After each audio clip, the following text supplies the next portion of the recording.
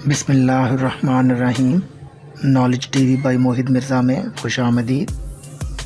یہ Hunter کیمبل Adams کی کہانی ہے۔ وہ کہتا ہے، کاش دنیا کے وہ تمام لوگ جو خودکشی کرنے کے لیے گھر سے نکل رہے ہیں وہ صرف ایک بار میرے ہاسپٹل کا دورہ کر لیں، وہ پیچ ایڈمز کی ویب سائٹ دیکھ لیں اور یہ ایک بار میرے مریض بچوں سے مل لیں تو یہ نہ صرف مرنے کا فیصلہ واپس لے لیں گے بلکہ یہ میری طرح زندگی کو بڑے معنی، بڑے مقصد اور بڑے پیڈسٹل سے دیکھیں گے۔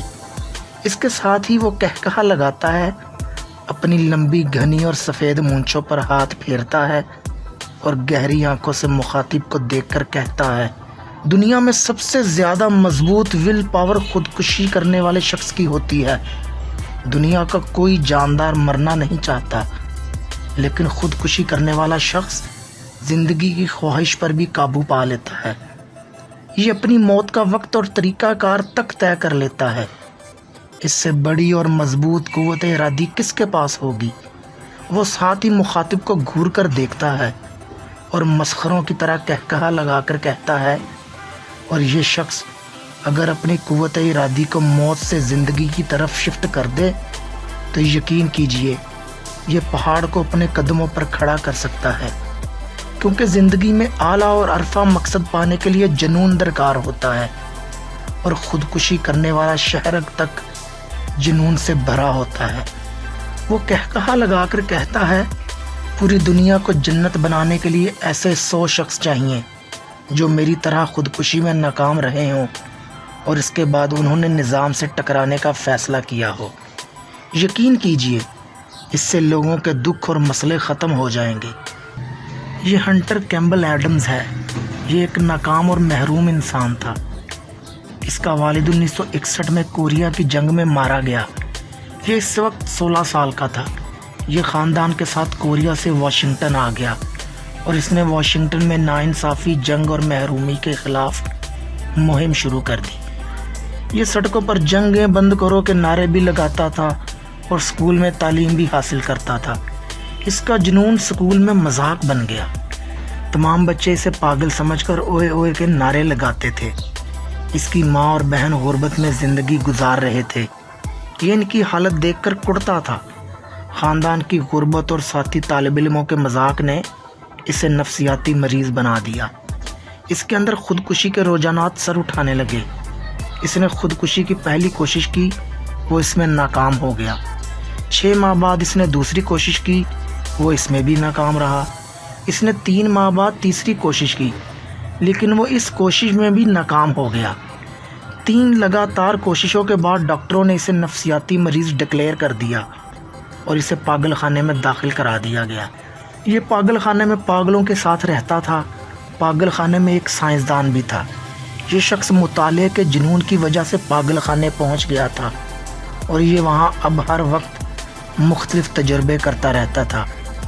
ہنٹر کیمبل کو اس میں دلچسپی محسوس ہوئی اور وہ اکثر اوقات اس کی لیبارٹری میں چلا جاتا جہاں سائنسدان فرضی تجربے کرتا رہتا تھا۔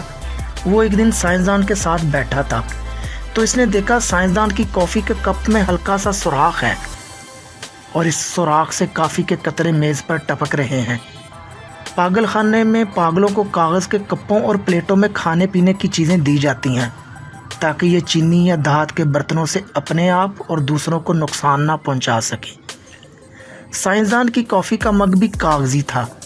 ہنٹر کیمبل ایڈمز نے ٹیبل پر لگی اسکاچ ٹیپ کا ایک چھوٹا سا پیس توڑا اور کپ کے ٹوٹے ہوئے حصے پر چپکا دیا۔ کافی کے قطرے رسنا بند ہو گئے۔ سائنسدان نے حیرت سے کپ کی طرف دیکھا، کپ پر لگے پیچ پر نظریں گاڑی اور ہنٹر کیمبل ایڈمز کو پیچ کا خطاب دے دیا۔ یوں ہنٹر کیمبل ایڈمز کا نام پیچ ایڈمز ہو گیا اور یہ اس وقت پوری دنیا میں اسی نام سے جانا اور پہچانا جاتا ہے۔ اس واقعے سے ایڈمز نے اندازہ لگایا، قدرت نے دراصل اس دنیا میں پیچ لگانے کے لیے بھیجا ہے۔ پیچ اپنی زبان میں ہم جسے پیوند کہتے ہیں۔ وہ اگر دکھی انسانیت کے رستے ہوئے زخموں پر پیوند لگا دے تو نہ صرف اس کی زندگی کا مقصد پورا ہو جائے گا بلکہ ہزاروں لاکھوں انسانوں کے دکھ درد بھی ختم ہو جائیں گے۔ पैच एडम्स पागल खाने के सुपरिटेंडेंट के पास गया, मेडिकल टेस्ट कराए, सेहतमंद डिक्लेयर हुआ और पागल खाने से बाहर आ गया।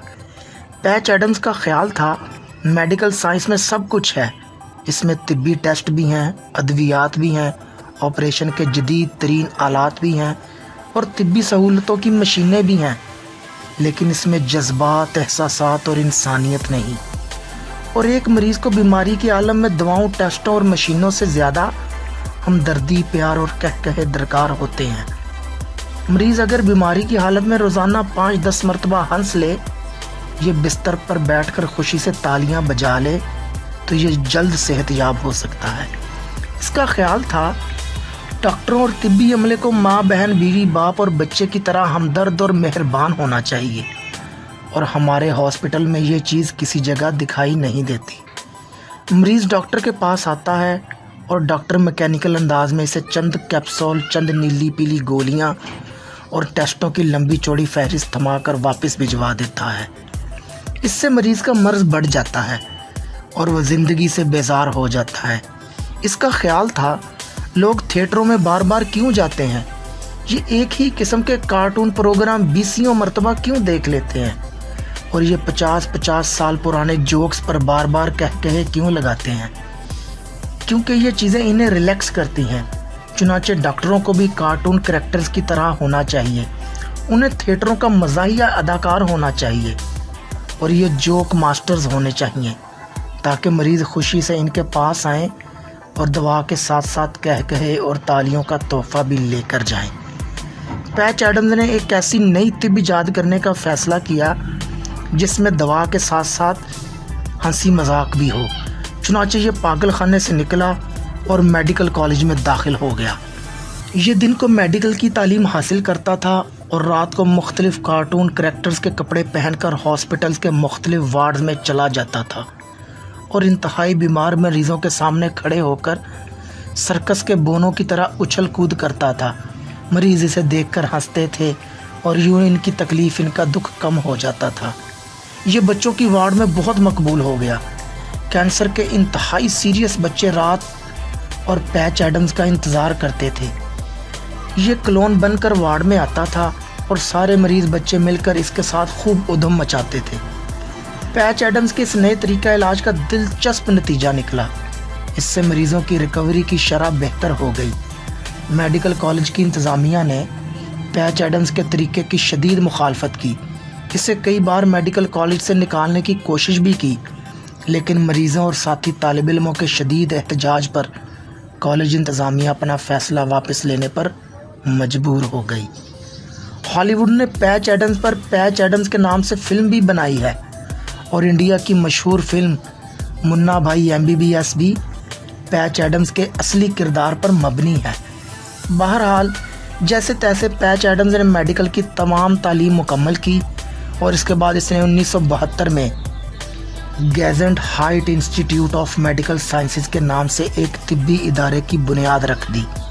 इस इदारे में वॉलंटियर्स, डॉक्टर्स खिदमात सरंजाम देते हैं और ये सब लोग पैच एडम्स की तरह सर्कस के जोकर्स, कार्टून करैक्टर्स और मज़ाहिया अदाकारों के कपड़े पहनकर मरीज़ों का इलाज करते हैं।